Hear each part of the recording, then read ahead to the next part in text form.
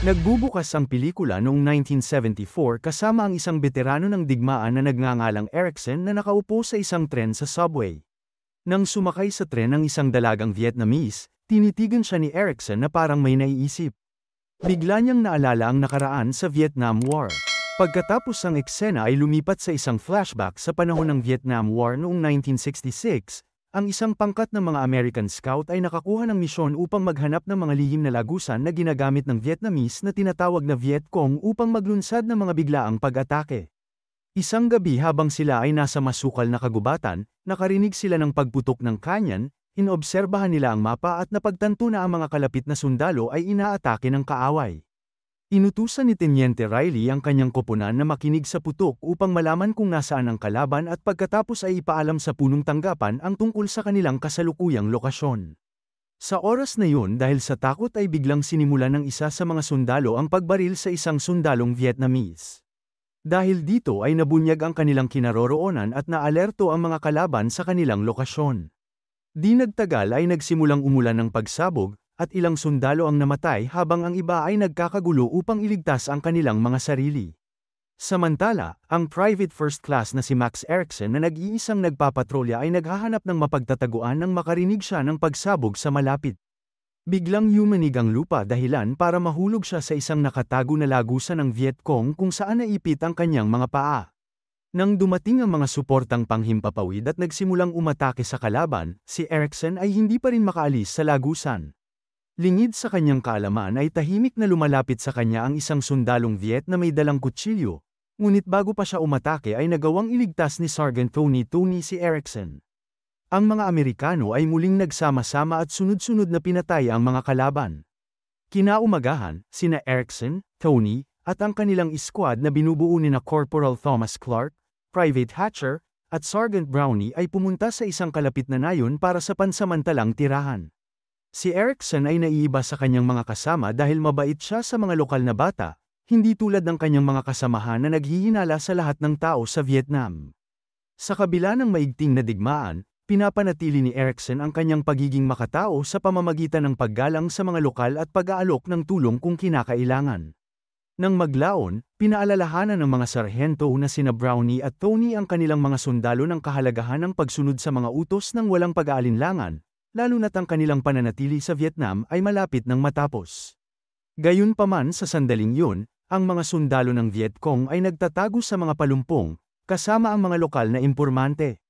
Bigla nilang pinaputukan ang mga Amerikano at nasugatan si Sergeant Brownie, ikinagulat ito ng mga sundalong Amerikano ngunit nagawa pa rin nilang patayin ang mga kaaway. Kasunod ng insidenteng ito ay binibigyan ng 48 oras na bakasyon ang squad ni Tony at plano nilang magpahinga sa kalapit na bayan. Gayunpaman, ang kanilang bakasyon ay biglang kinansela at inutusan na mag-ulat para sa pagpapatrolya pagdating ng alas 6 ng umaga kinabukasan. Nang gabing yun ay nagsasagawa sila ng pagmamasid sa lugar. Si Tony na nalulungkot sa pagkawala ng kanyang malapit na kaibigan na si Brownie, ay nagpahayag ng kanyang pagnanais na humingi ng kaginhawaan sa piling ng isang lokal na babae sa pinakamalapit na nayon. Sa gabing yun, ang koponan ay dumating sa kanilang outpost upang makipagsapalaran sa nayon. Gayunpaman, hindi sila pinapasok ng isang bantay at ng mas mataas na commander ng sundalo sa isang brothel, ipinaalam sa kanila ng commander na hindi sila maaaring pumasok sa lugar. Bilang resulta, ang koponan ay napilitan na manatili sa kanilang lokasyon hanggang sa ibigay ang karagdagang mga utos. Dahil nauunawaan ang sitwasyon, ang mga sundalo ay bumalik sa kwartel at naghintay para sa kanilang marcha sa umaga. Pagkatapos ay ipinakilala ni Sergeant Tony si Private First Class Antonio Diaz sa grupo bilang kapalit ng yumao na si Brownie. Ipinaalam ni Tony sa koponan ang kanilang susunod na misyon at inihayag na aalis sila sa susunod na araw 2 oras ng mas maaga kaysa sa nakaplano. Nais niyang bisitahin ang kalapit na nayon upang kumuha ng isang lokal na babae para sa kanilang sariling kasiyahan. Nagulat si Erickson sa mapangahas at kriminal na pahayag ng kanyang superior. Ibinahagi niya ang kanyang mga alalahanin sa kanyang kaibigan ngunit tiniyak ng uli na sigurado na nagbibiro lang si Tony. Sa kasamaang palad kinaumagahan, narating ng koponan ang nayon at puwersahan na kinuha ang isang batang babae na nagngangalang Tai-O na palayo sa kanyang pamilya. Ipinaalam ni Tony kay Erickson na magiging masaya sila sa babae kapag nakarating na sila sa kanilang outpost. Hindi nagtagal, nagkaroon ng kaguluhan sa nayon dahil ang mga kamag-anak ng babae ay nakikiusap sa mga sundalo na huwag kunin ang dalaga. Gayunpaman, nagbibingi-bingihan ang mga sundalo sa lahat ng kanilang panawagan. Sa halip ay gumawa sila ng isang nakakakilabot na aksyon laban sa kapatid ng babae, na nag-iwan kay Erickson ng pagkabigla at hindi makapaniwala na magagawa ng kanyang mga kasama ang ganitong bagay. Matapos dukutin ang bata sa nayon upang gawin nilang libangan, nagpatuloy ang mga sundalo sa kanilang mga tungkulin. Hinarap ni Erickson si Sergeant Tony at iginiit na ang kanilang ginawa ay isang krimen, ngunit binaliwala ng sergeant ang kanyang mga pagtutol at sa halip ay pinagpatrol siya. Samantala, walang nakikitang problema ang dalawang sundalo sa mga aksyon ni Tony, na tingin nila na ito ay isang libangan. Nang maglaon, nagpahinga ang grupo at sinubukan na makipag-ugnayan sa bihag na babae. Si Clark ang unang lumapit sa kanya ngunit siya ay nag-ambala ni Hatcher dahil sa tingin niya ay may tao sa mga palumpong. Nagpaputok siya para lamang matuklasan na ito ay isang hayop lamang. Napagtanto ng koponan na ang tunog ng putok ng baril ay maaaring magbigay ng kanilang lokasyon sa kalaban kaya nagpasya silang magpatuloy, dahilan para maantala ang anumang karagdagan na pakikipag-ugnayan sa batang babae.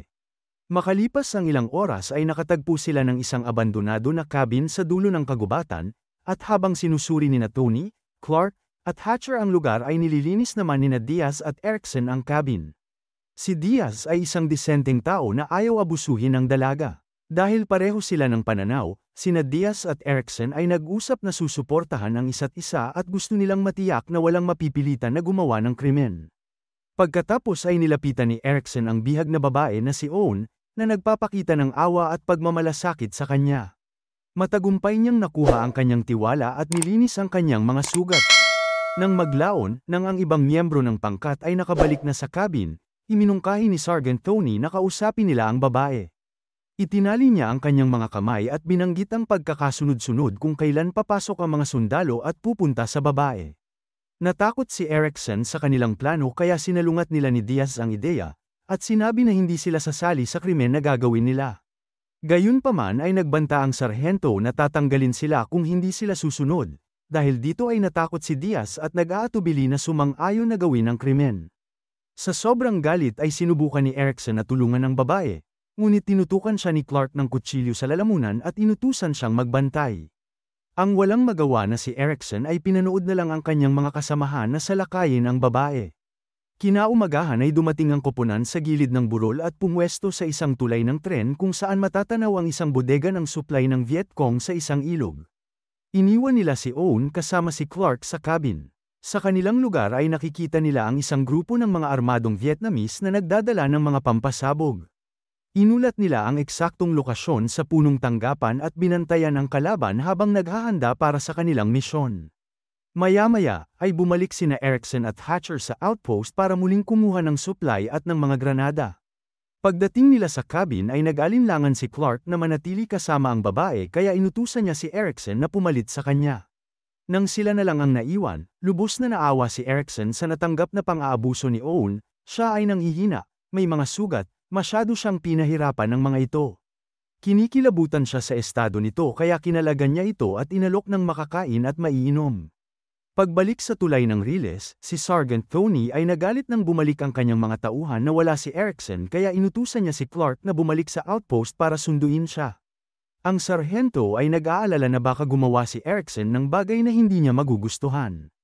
Samantala, nagpasya si Erickson na tulungan si Owen upang makabalik sa kanyang nayon gayunpaman, natatakot itong umalis ng mag-isa kaya nakiusap siya kay Erickson na samahan siya. Alam ni Erickson na ang pag-alis sa outpost kasama si Owen ay mali at maaari siyang maparusahan dahil dito gayunpaman, nang makita ang desperado na pakiusap ng kawawang babae ay nagpasya siyang gawin ito. Nang malapit na silang makatakas ay dumating si Clark at pinigilan sila, pinilit niya silang sumama muli sa koponan sa tulay ng Riles. Nakalulungkot dahil dinala niya sina Erickson at Owen sa tulay at inutusan na manatili. Habang naghihintay ang koponan na ilunsad ang kanilang pag-atake, biglang umubo si Owen dahil sa mahina nitong kondisyon sa kalusugan. Napagtanto ni Tony na maaari niyang ipagsapalaran ang kanilang posisyon kaya inutusan niya si Erickson na patayin siya.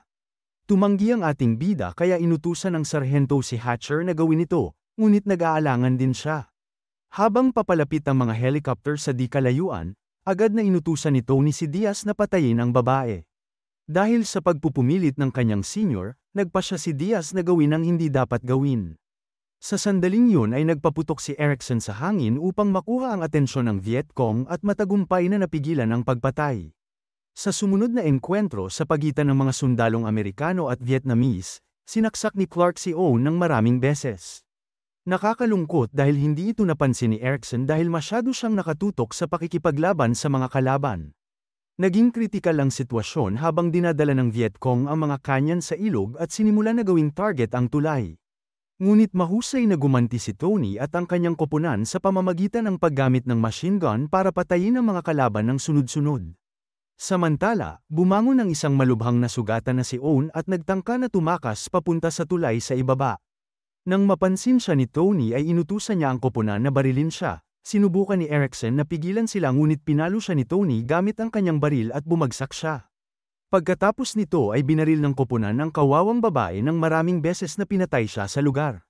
Pagkatapos, ang kanyang walang buhay na katawan ay nahulog at bumagsak sa lupa.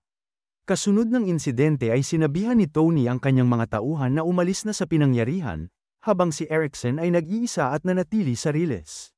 Nanghihina siyang nakatingin sa helicopter ng mga Amerikano na nagsasagawa ng pag-atake sa bangka ng kalaban at napansin din ang putol-putol na katawan ni Owen sa ibaba. Ang pagsabog ay nagresulta ng pag-apoy sa isang kalapit na bangka ng US Navy na ikinamatay ng lahat ng mga tripulante nito. Di nagtagal ay inilikas si Erickson gamit ang helicopter, maya-maya ay nagising siya sa isang ospital at ipinagtapat sa kanyang kaibigan na si Rowan ang tungkol sa pagdukot, pag-atake, at pagpatay kay Owen. Naiintindihan ni Rowan ang kanyang pag-aalala at pinayuhan siyang makipag-usap kay Teniente Riley. Ganoon din ang ginawa ni Erickson ngunit nakalulungkot dahil tumugon si Riley ng mahabang paliwanag. Binigyang diin niya kung paano masisira ng insidente ang record ng pagpapatakbo ng unit at ipinahihiwatig nito na pinakamahusay na kalimutan na lang ang tungkol dito. Determinado na humingi ng hustisya, sinugal ng ating bida ang kanyang karera sa militar sa pamamagitan ng hindi pagsunod sa mga utos ni Riley at iniulat ng insidente kay Captain Hill. Gayunpaman, marahas ding tumugon si Hill at sinaway si Erickson. Binalaan siya nito na ang pagtugis sa usapin ay maaaring magresulta sa mabibigat na sentensya para sa mga sundalo, at maaaring humantong sa paghihiganti laban kay Erickson at sa kanyang pamilya kapag pinalaya na ang mga nahatulan na sundalo. Samantala, nalaman ni Tony na iniulat ni Erickson ang tungkol kay Owen sa mga nakatataas na opisyal. Napuno siya ng puot at nagpasya na patayin siya gamit ang isang granada. Nang gabing yun ay naghinala si Erickson nang makita niya si Hatcher na nakatayo sa pintuan ng banyo at mabilis na tumakbo palayo. Sa kabutihang palad ay nakita niya ang granada at mabilis na tumalon palabas ng banyo bago pa ito sumabog, pagkatapos ay hinarap ni Erickson si Tony at ang iba pang mga salarin. Sinabi niya sa kanila na alam na ng lahat ang kanilang ginawa, gayunpaman, ayaw makinig sa kanya ng mga awtoridad. Iminumungkahi niya na huwag na nila siyang guluhin dahil hindi sila mahahatulan sa kanilang karumal-dumal na krimen. Kalaunan ay pumunta si Erickson sa isang bar dahil sa kanyang kalungkutan, doon ay nilapitan siya ng isang ministro at nagtanong tungkol sa kanyang kalooban. Bagamat alam ni Erickson na hindi maibibigay ang hustisya, ipinagtapat niya sa ministro ang trahedya na nangyari sa babae sa nayon. Di nagtagal ay inilunsad ang isang pagsisiyasat at ang bangkay ni Owen ay nakita sa tabing ilog. Ito ay nagpataas ng tensyon sa loob ng unit at sinabi ni Captain Hill kay Erickson na ang kanyang mga aksyon ay magkakaroon ng kahihinatnan dahil hindi niya kayang pabayaan ang sitwasyon. Sa susunod na eksena, ang lahat ng mga sundalo ay isa-isang kinausap at inamin nila ang kanilang nagawang krimen. Dahil dito ay hinatulan sila ng korte ng militar, si Tony ay sinintensyahan ng 10 taon ng mahirap na pagtatrabaho, si Diaz ay 8 taon, si Hatcher ay 15 taon, at si Clark ay habang buhay. Paglabas nila ng korte, yumuko si Tony kay Erickson at tumingin ng masama. Pagkatapos ay lumipat ang eksena sa kasalukuyan, nagising si Erickson sa tren mula sa kanyang nakakatakot na flashback. Nang makarating sa susunod na hintuan ng tren, bumaba ang babaeng Vietnamese na nagpapaalala sa kanya kay Owen. Napansin niyang naiwan nito ang kanyang bandana, mabilis itong kinuha ni Erickson at lumabas ng tren para ibalik sa kanya. Nang makalapit siya sa babae, napansin nito na para siyang natatakot. Nang tanungin tungkol dito ay sinabi sa kanya ni Erickson na nagising lang siya mula sa isang bangungot. Pagkatapos ay pinasalamatan siya ng babae para sa bandana at nag-aalok sa kanya ng tulong, na tinitiyak sa kanya na ang kanyang bangungot ay nasa nakaraan na ngayon. Natapos ang pelikula na may isang ngiti na lumitaw sa mukha ni Erickson. Dito na nagtatapos ang kwento, sana ay nagustuhan mo ito. Kung hindi ka pa nakasubscribe ay mag-subscribe ka na upang matulungan mo ang channel na ito. Mag-comment ka na rin tungkol sa kwento. Salamat!